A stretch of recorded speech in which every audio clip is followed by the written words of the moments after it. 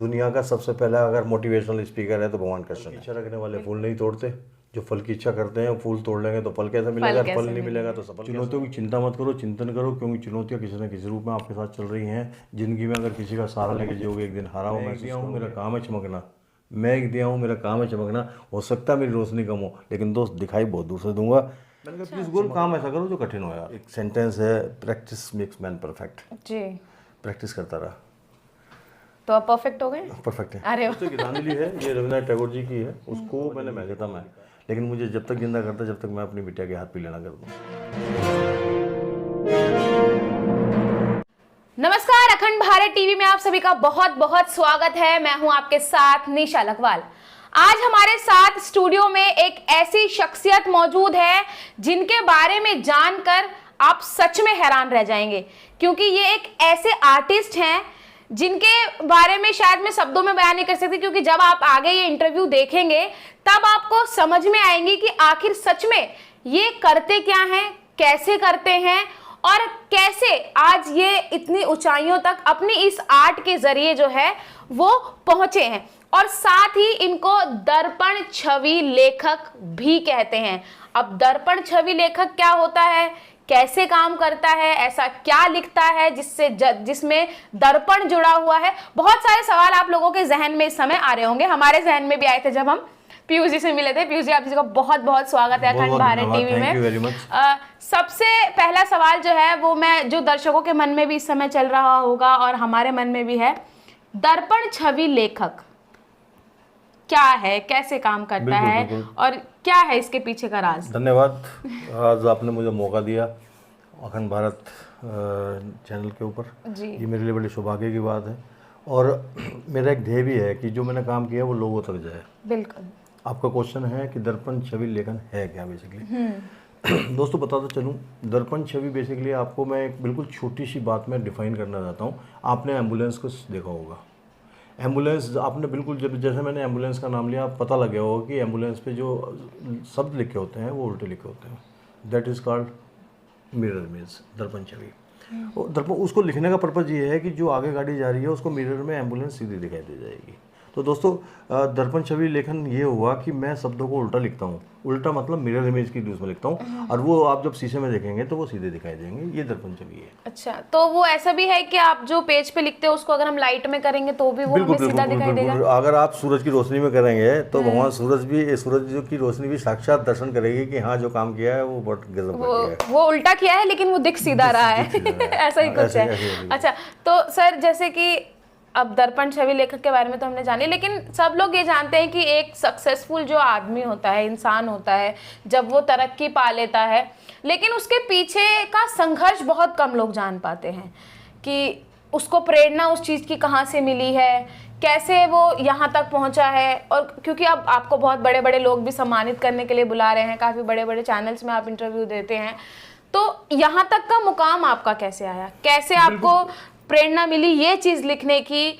और क्योंकि आप एक मैकेनिकल इंजीनियर हैं तो वो चीज छोड़कर आप इसमें कैसे आए। यस एग्जैक्टली, बहुत ही बड़ा क्वेश्चन आपने किया। मेरे से सब लोग पूछते हैं कि एक यांत्रिक अभियंता लेखन क्षेत्र में कैसे आ गया। वही चीज। दोस्तों डेस्टिनेशन कुछ भी करा सकती है आपसे। आदमी सोचता है कुछ और है, होता कुछ और है जी। मैं इस चीज़ पे पहुंचा हूँ कि यार कुछ चीज़ें भगवान के हाथ में रहनी ज़रूरी है और उनके हाथ में रहनी भी चाहिए। तो हुआ ये कि मैं जब यामा में मैं नौकरी कर रहा था तो मेरे को कुछ मित्रों ने कहा कि पीयूष तेरे अंदर कुछ है तो कुछ कर सकता है। पहले दोस्त ने बोला, दूसरे दोस्त ने बोला, फिर तीसरे दोस्त ने बोला। दो दोस्त ने बोला तो मैं सीरियस नहीं था, आई वाज नॉट सीरियस। जब तीसरे ने बोला तो मैं सीरियस हो गया। मैंने कहा यार अब तो कुछ कर लो यार। वो अच्छा उन दिनों गूगल नहीं होता था। अच्छा। बड़ी बात है, 87 की बात है, गूगल नहीं था। बिल्कुल बिल्कुल। मैंने अपना आप ही सोचा, बहुत समझा। मैंने कहा यार उल्टा लिख लो। अचानक ही ये चीजें मैंने कहा डेस्टिनेशन कुछ करा सकती है। सीधा तो सभी करते हैं। सभी लोग कुछ मैंने अल्फाबेट्स कैपिटल जो इंग्लिश के हैं ना उसको सीधा उल्टा लिखने की कोशिश करी, लेकिन इट वाज वेरी इजी।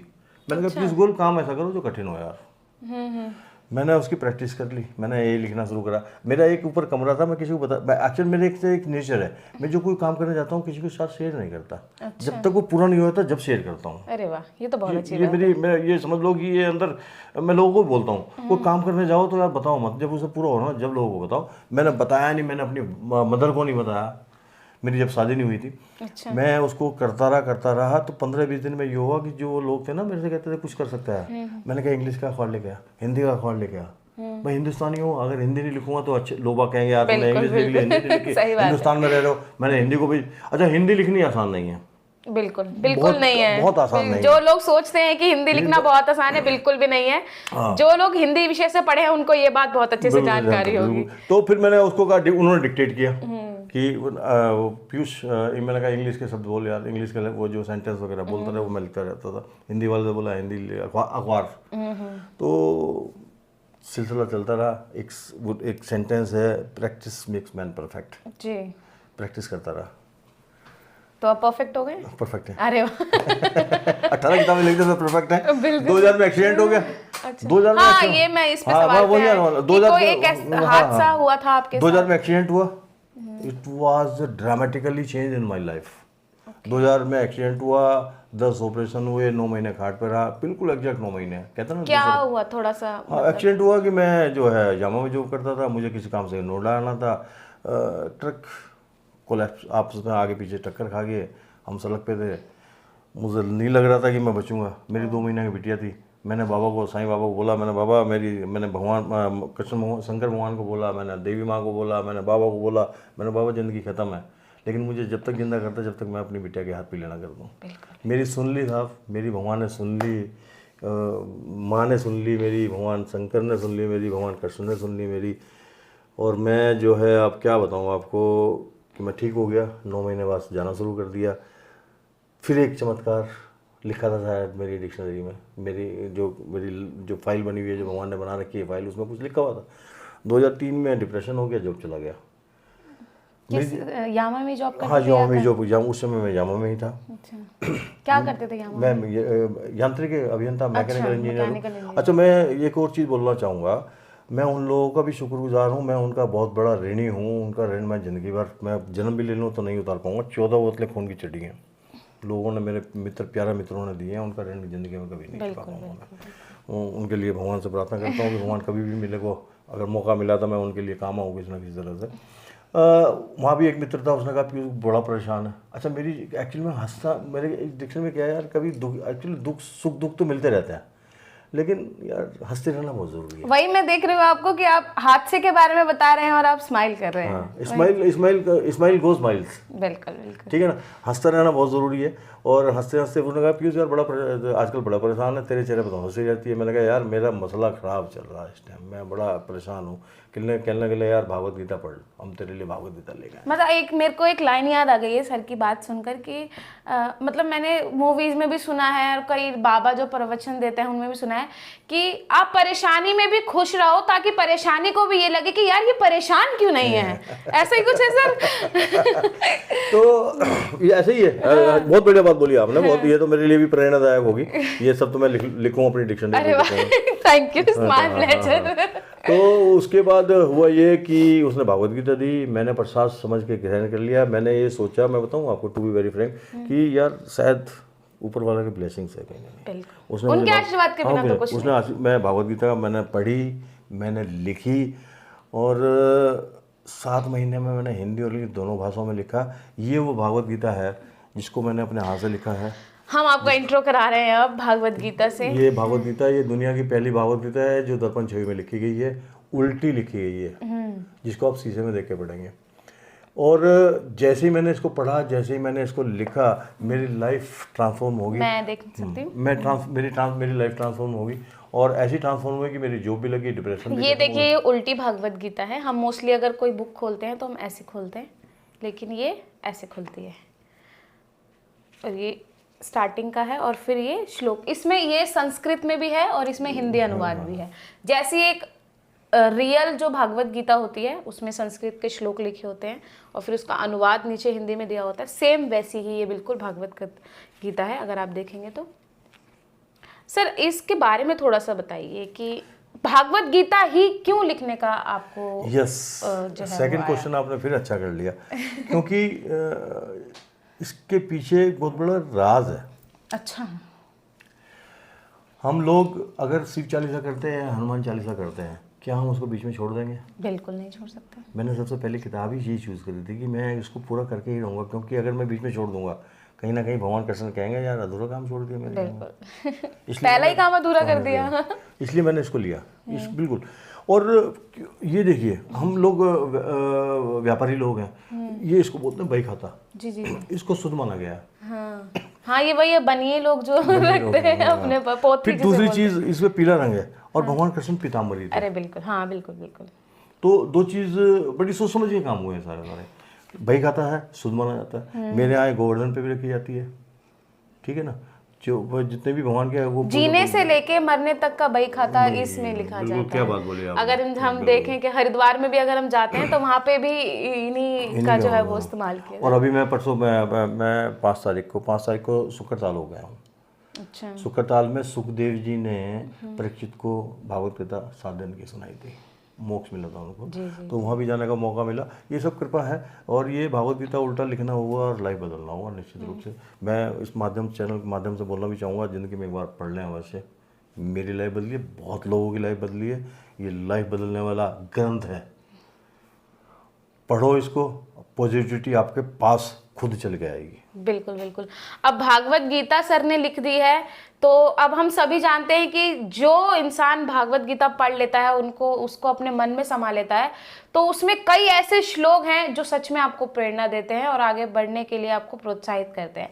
तो सर मैं आपसे जानना चाहूंगी कि इसमें कोई ऐसे श्लोक जो आप हमें सुनाना चाहें। श्लोक मैं बता दूं, मैं आपको बहुत कम लोगों को पता है। 18 अध्याय 700 श्लोक हैं जी। गजब की बात देखिए, 700 श्लोक में से 574 श्लोक भगवान कृष्ण ने बोले हैं। अरे वाह जी। एक धृतराज ने बोला है, 41 संजय ने बोले हैं, 84 अर्जुन ने बोले हैं। ये बात ध्यान रखिएगा जो भी लोग सुन रहे हैं। 574 श्लोक भगवान कृष्ण ने बोले हैं। 5600 साल पहले मैं दुनिया का सबसे पहला अगर मोटिवेशनल स्पीकर है तो भगवान कृष्ण है। बिल्कुल बिल्कुल। जिसने पूरी दुनिया के लिए बोले हैं, पूरी दुनिया के लिए बोले हैं, हिंदुस्तान के लिए बोले, पूरी दुनिया के लिए बोले हैं। अब पूरी दुनिया आपके मुख से सुनना चाहती है कुछ पहले हाँ एक श्लोक मैं बोलना चाहता हूँ। पहला ही श्लोक है, धर्म क्षेत्र कुरुक्षेत्र समवेता युयुस्सुवा मामका पांडश्य किम कुर्य संजय। पहला ही श्लोक है जो धृतराज ने बोला है। संजय से पूछ रहा है कि युद्ध में क्या चल रहा है। पहला श्लोक मैंने बोल दिया आपके सामने। जिसका सारथी भगवान कृष्ण है और जिसके रथ पे पताका हनुमान की है, उसको हराने वाला कोई है ही नहीं। सही बात है। तो मैं तो बोलता हूँ मोटिवेशन में, दोस्तों ड्रीम, आप अपने सपने देखते हैं ना, ड्रीम के अंदर 5 D for dedication, R for reason, E for eagerness, A for aim. आपका एम अगर बड़ा है, 5 पांडवों के गुरु द्रोणाचार्य उनको जंगल में लेके गए थे।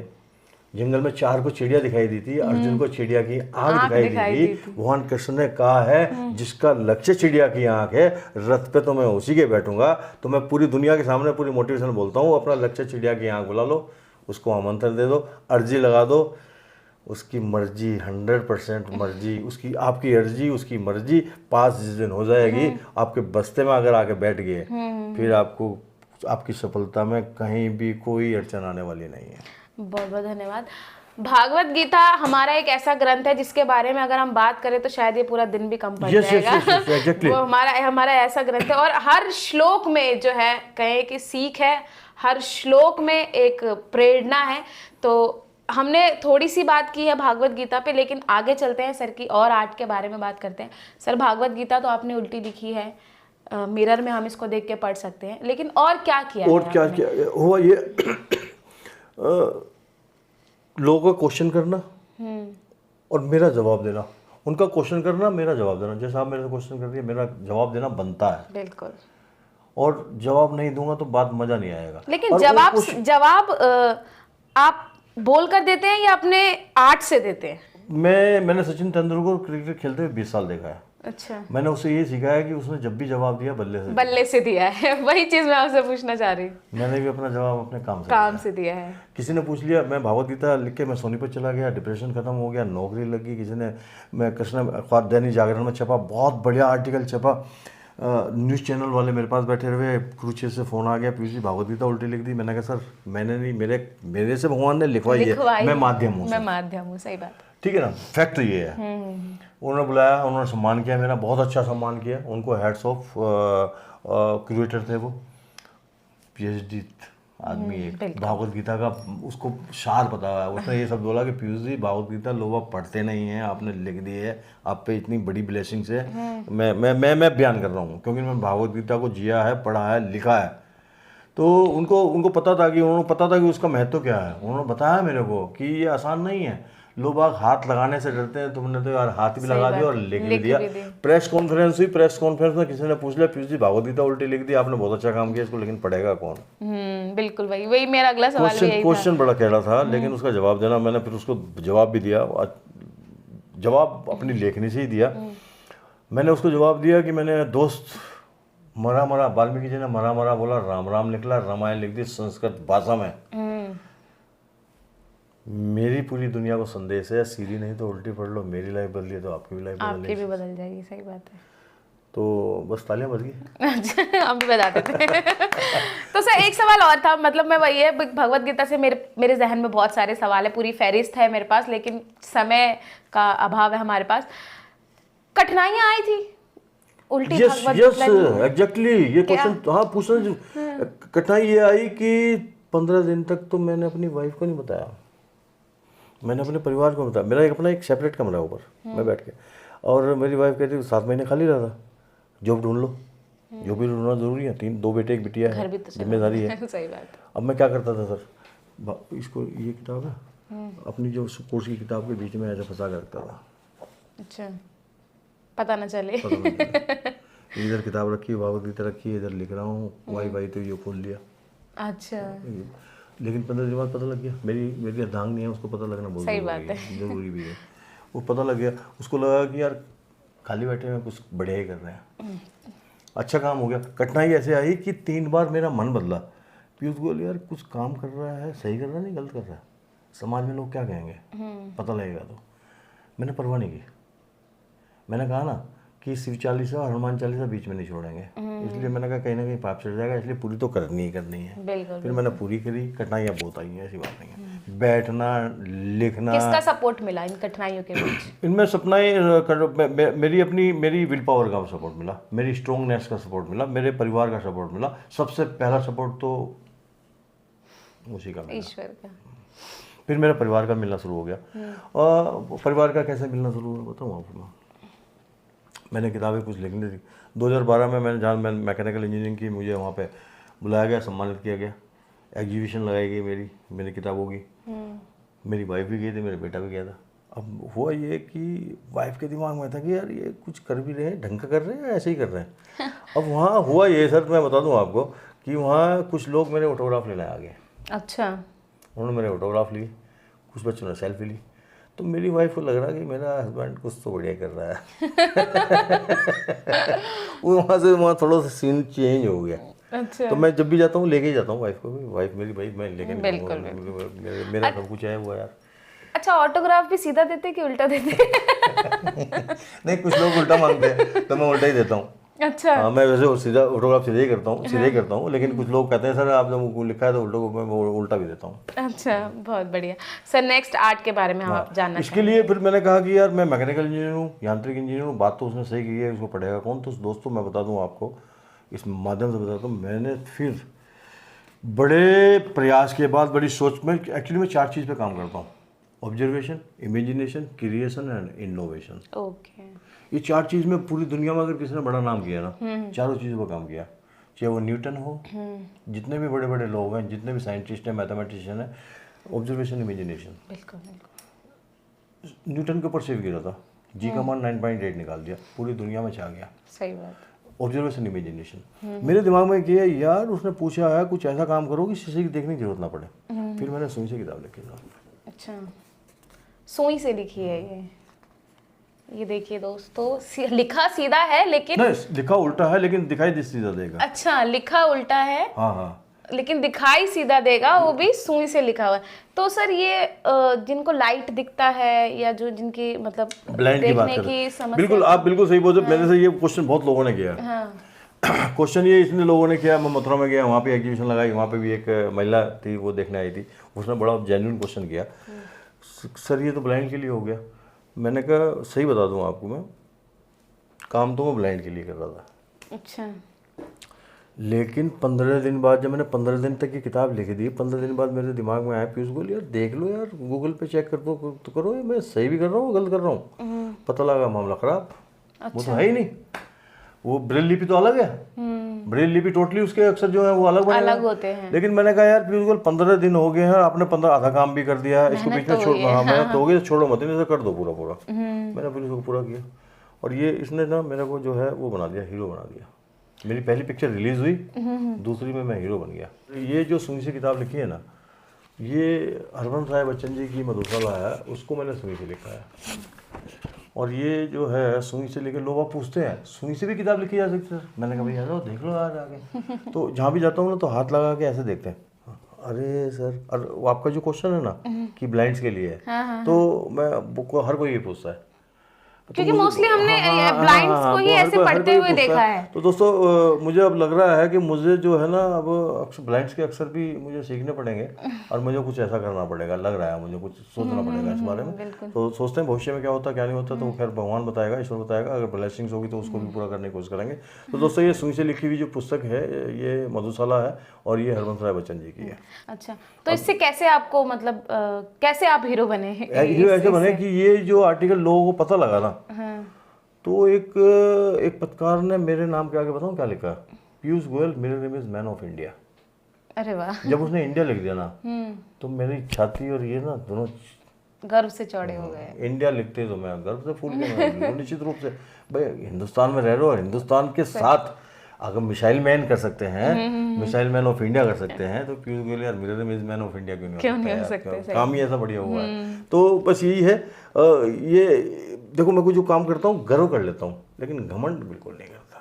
सही बात है, सही बात है। जहाँ घमंड आ जाता है वहाँ फिर देखो मेरे से, मैं अभी एक स्कूल में गया, उसने कहा सर आपने मतलब तो घमंड का भी वही है और गर्व का भी वही है, ठीक है ना। मैंने उसको एग्जाम्पल लिया, मैंने कंस और कृष्ण दोनों कैसे स्टार्ट है। एक में घमंड था, एक ने गर्व वाला काम किया था।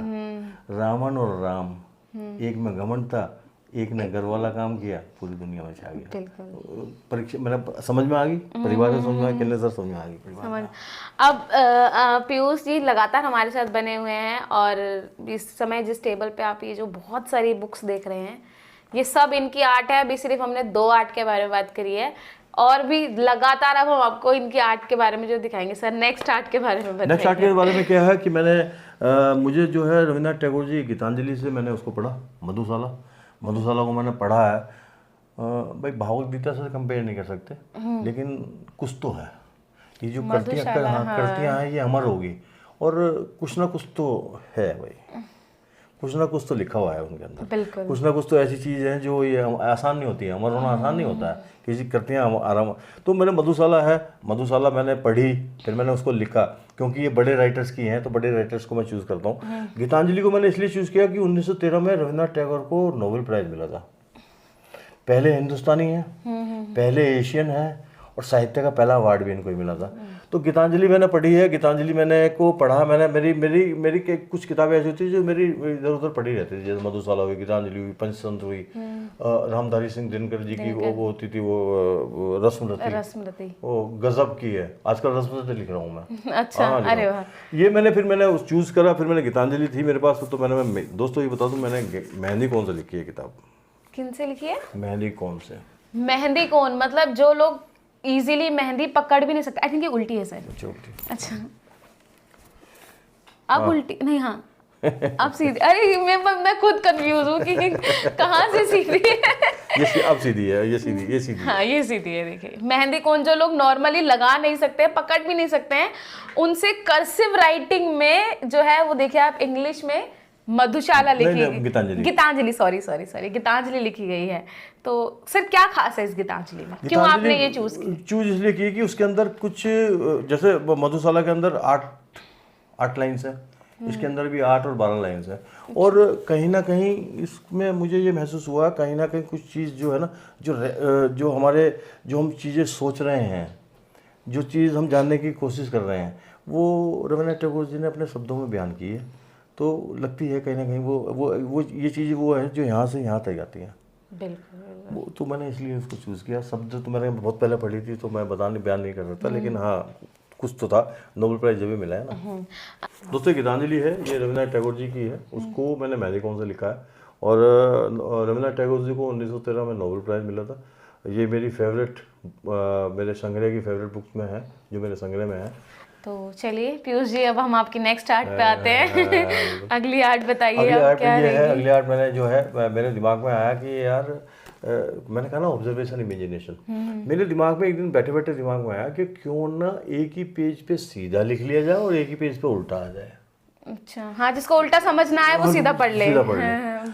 तो फिर मैंने पंचतंत्र, विष्णुदत्त शर्मा जी की जो पंचतंत्र है उसको मैंने कार्बन पेपर से लिखा है। अरे वाह, ये कार्बन पेपर से देखें ना, ये देखिए आप, ये उल्टा लिखा गया, उल्टा लिखा है और इधर सीधा लिखा गया, सेम चीज। मतलब इसके पीछे जो ये कार्बन देखिए, पेपर मैं आपको दिखा देती हूँ सर, मैं ले लेती हूँ।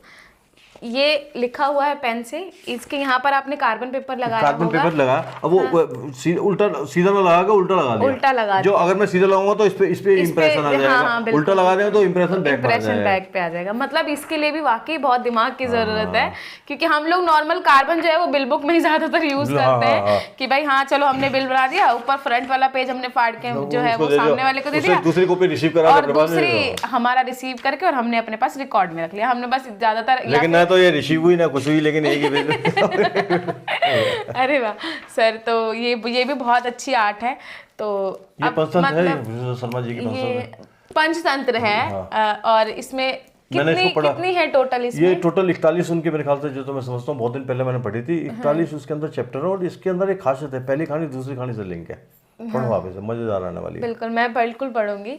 और अभी हमने 3 से 4 आर्ट के बारे में हम बात कर चुके हैं, और अभी और भी है। अभी आप कहीं मत जाइएगा, पूरी वीडियो में बने रहिएगा। इस चैनल के माध्यम से, इस सेशन के माध्यम से मैं बोलना चाहता हूँ, जिस किसी को भी इस बात के बारे में सीखना है तो पीयूष गोयल आपके सामने है। आप, मेरा नंबर आपको मिल जाएगा। आप अगर चैनल से नंबर लेना चाहेंगे, नंबर्स उनके पास हैं, वहाँ से आप मेरे से संपर्क कर सकते हैं। It is totally free of cost. सीखो यार, पता लगना चाहिए ना कि इस तरह से भी काम हो सकता है। हमारे इंडिया में भी टैलेंट है, ये होना चाहिए, पता लगना चाहिए। और सीखो यार, सीखना बहुत जरूरी है, बहुत जरूरी है। सीखो बच्चों। चलिए सर, फिर नेक्स्ट आर्ट पे आते हैं। इसी बिल्कुल, बात पे ये हो गया। अब इसके बाद मैंने जो लिखा है, उसके बाद मैंने जो है, ये दोस्तों, अगर वो पत्रकार नहीं पूछता ना कि पीयूष जी आपकी किताब पढ़ने के लिए इसी से जरूरत पड़ेगी, तो शायद ये चीज़ें अस्तित्व में नहीं आती। फिर मैंने जो है, ये देखिए आप, ये ट्रांसपेरेंट शीट है। आपने देखा आज से 10-15 साल पहले पीपीटी शीट पे बनते हाँ, ट्रांसपेरेंट शीट है ये। ट्रांसपेरेंट शीट पे फैब्रिकॉन लाइनर से, मेरी ही पुस्तक है पीयूष वाणी, उसको लिखा है मैंने। देखिए, पीयूष वाणी, पीयूष वाणी मेरी अपनी पुस्तक क्या है। खास है इस पीयूष वाणी वाणी में? में क्या, थॉट्स लिखने का शौक है मुझे। अच्छा, थॉट्स लिखने का शौक इसलिए है कि भाई 300 पेज का उपन्यास भी लिख सकता हूँ मैं, 50-500 पेज का उपन्यास भी लिख सकता हूँ। आज के इस दौर में पढ़ने का किसी के पास समय नहीं है। बिल्कुल। मैं अगर 2 लाइन लिख दूँ और 2 लाइन में किसी के पास मेरे शब्द चले जाएं और वो उससे ऊर्जा प्राप्त कर ले, तो मजा आ जाएगा। वही हिसाब है कि 10 मिनट की लंबी न्यूज देखने से अच्छा लोग आजकल सुपर 100 और सुपर 50 देखना पसंद करते हैं। तो ये चीजें हैं। तो मैंने कहा थॉट्स लिखने का शौक रहा है, और मैंने कहा ना patience and passion count the fishes, और वो कहाँ से आया, उसकी भी एक छोटी सी कहानी है। जी बिल्कुल, हम सुनना चाहेंगे। बिल्कुल, ऐसा हुआ कि मैं बचपन में जहाँ रहता था, मेरे फादर की पोस्टिंग थी बदायूं में, जहाँ हम रहते थे। बिल्कुल गांव देहाती इलाका था, छोटे से थे हम, स्कूल में जाया करते थे, छोटे से बिल्कुल। तो वहाँ पे क्या था, एक नहर थी, बड़ी अच्छी नहर थी। तो वहाँ पे वो मछली पकड़ने वाले आते थे। अच्छा। वो मछली पकड़ने वाले आते, एक 10 बजे आया, एक 12 बजे आया, एक 2 बजे आया। जो 12 बजे आया वो शाम के 4-5 बजे तक बैठा हुआ है। जो 2 बजे आया वो 4 बजे चला गया। जो 4 बजे आया वो 6 बजे चला गया। जो 12 बजे आया उसके पास ज़्यादा मछली है, क्योंकि वो सबसे ज़्यादा समय बैठा। उसके पास पैशन भी है और पेशेंस भी है। तो मैंने वहाँ ही लिखा, patience and passion count the fishes. जिसके पास पेशेंस है, जिसके पास पैशन है, उसके पास सबसे ज़्यादा मछलियाँ हैं। सही बात है, सही बात है। अब ये जो आर्ट है, ये सर क्या नाम था, मैं भूल गई। इसको ट्रांसपेरेंट शीट पे लिखा गया है। अगर आप ये सोचेंगे कि नहीं ये तो देखो सीधा लिखा है और यहाँ दिख रहा है क्योंकि ये ट्रांसपेरेंट शीट है, तो मैं आपको इसका एक प्रूफ दे देती हूँ कि ये इस समय आपको उल्टा दिख रहा होगा, और यहाँ पे मैं इस समय हाथ लगा रही हूँ, तो ये वर्ड्स मुझे फील हो रहे हैं। हाँ। कि यहाँ लिखा है, और ये सीधा दिख रहा है, और इस पे मैं अगर हाथ लगा रही हूँ तो ये बिल्कुल शीट जो है वो बिल्कुल प्लेन है। अगर आपको भी ऐसा कोई डाउट है तो आप जो है वो डाउट अपना क्लियर कर लीजिए, क्योंकि मैं भी ये डाउट क्लियर कर रही हूँ सर के पेन साथ। Is sure in gain, pain is sure in gain. Gain, अगर कुछ आपको प्राप्त करना है तो पेन तो लेना पड़ेगा। पेन, बिल्कुल बिल्कुल, वो तो pain is sure in gain. बिना दर्द के कुछ नहीं मिलता है। The way you think the road you get, the way you think the road you get. जिस तरह से जिस द वे यू थिंक, जो आप सोच रहे हैं उसी का रास्ता आपको मिलना शुरू हो जाएगा। बिल्कुल बिल्कुल, ये बहुत अच्छे अच्छे थॉट जो है वो मुझे भी सच में सीखने को मिल रहे हैं, और आप लोग जो सुन रहे हैं वो भी। अब ये भी आर्ट हो गई है। अब सर कुछ स्पेशल दिखाइए जो एक मेरा फेवरेट, एक मेरा बहुत फेवरेट कोट है, life is not a football, someone comes and kick off for own goal. मेरे लिए जो ना लाइफ मेरे लिए फुटबॉल नहीं है, कोई भी आए उसको किक मारो, अपना गोल करके चला जाए और मैं देखता रह जाऊं। तो मेरी लाइफ ऐसी नहीं है कि मैं फुटबॉल बना दूं अपनी लाइफ को, कोई भी किक मार ले उसमें।